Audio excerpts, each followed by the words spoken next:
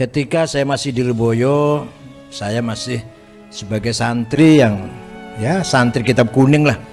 Alhamdulillah Alfiyah hatam, begitu pula lebih dari Alfiyah Mughnil Labib, Usul Fiqh atau Syarat hatam, lebih dari itu Ghayatul Wusul, Fathul Mu'in hatam, lebih dari itu Fathul Wahhab, ilmu mantik hatam, lebih dari itu ada lagi Du'al Mubham, dan Balaghah bukan hanya Baiquniyah tapi Uqudul Juman. Semuanya ngaji pada Hadratus Syekh Almarhum Al-Maghfurlah Ki Haji Mahrus Ali.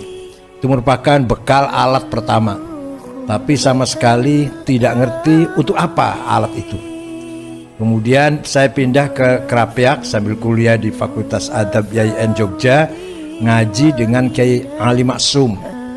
Disitulah Kiai Ali Maksum membuka wawasan saya bahwa alat yang sudah kamu kuasai itu untuk ini, untuk membaca kitab-kitab induk atau yang harus dibaca, sehingga kamu mempunyai visi misi, bukan hanya pembaca tapi juga punya ide, punya gagasan, punya misi ke depan.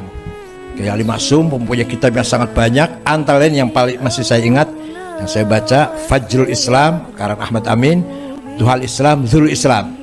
Itu milik Kiai Ali Maksum pribadi. Malah saya kalau membaca rebutan dengan Pak Masdar, berebut duluan bukunya itu dengan Pak Masdar dan Pak Asad almarhum Asad Ali ya, Ali Asad bukan Asad, Ali Asad ya. Nah itu masih belum matang betul saya. Begitu pindah ke Ummul Qura di Mekah, di sana saya menimba ilmu dari ulama dari Al-Azhar, karena Fakultas Suludin hampir 99% dosennya dari Al-Azhar. Ada dari Syria 1-2, ada dari Jordan, ada dari Irak. Dari Saudi hanya yang ngajar fikih dan ngajar mawarith. Yang lainnya akidah Mu'tazilah, Syiah, Khawarij, Asy'ariyah, itu semua dari Al-Azhar. Sampai apalagi filsafat tasawuf semua dari Al-Azhar. Termasuk yang uji saya 3 orang ini juga hanya 1 orang dari Saudi. Nah, di sana saya betul-betul terbuka wawasan bahwa Islam bukan hanya ritual, bukan hanya ibadah. Islam membawa misi peradaban, Islam membawa misi thaqafah dan hadarah, bukan hanya akidah wa syariah. Laisal Islam aqidatan wa syari'atan faqat, wa innamal Islam dinul ilma thaqafah, dinul adabi wal hadarah, dinul tamaddun wal insaniyah. Itu setelah di sana saya tahunya seperti itu. Waktu di sini saya belum paham itu. Nah, lebih ringkas saja lah. Lebih lagi setelah saya kenal dengan Gus Dur, lebih sekali saya belajar dari beliau ilmul ahwal, memahami kondisi, memahami bi'ah, memahami zaman yang sedang kita berada ini. Itu dari Gus Dur, namanya ilmul ahwal kalau dalam tasawuf, dalam arti yang lebih luas.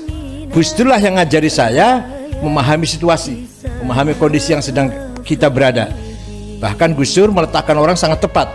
Kalau Muhaimin di sini, Alwi Syihab di sini, kalau Kang Said di sini. Itu sangat pandai Gus Dur meletakkan orang. Karena apa? Karena beliau tahu tentang ahwalun nas wa ahwal bi'ah. Ahwalun nas, masing-masing yang dia teman yang dia miliki, apa yang dimiliki oleh teman-temannya, dan kondisinya seperti apa.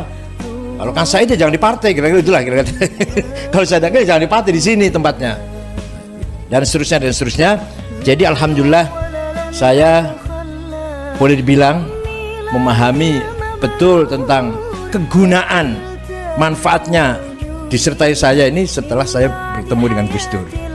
Itu yang beliau mengajari saya tentang ilmul ahwal. Jadi saya murid Gus Dur, bukan murid ngaji kitab, tidak ngaji pada Gus Dur, baca kitab, tidak, tapi menganalisis sesuatu dengan dengan nazrah haqiqiyah, dengan pandangan hakiki, realistis yang sebenarnya.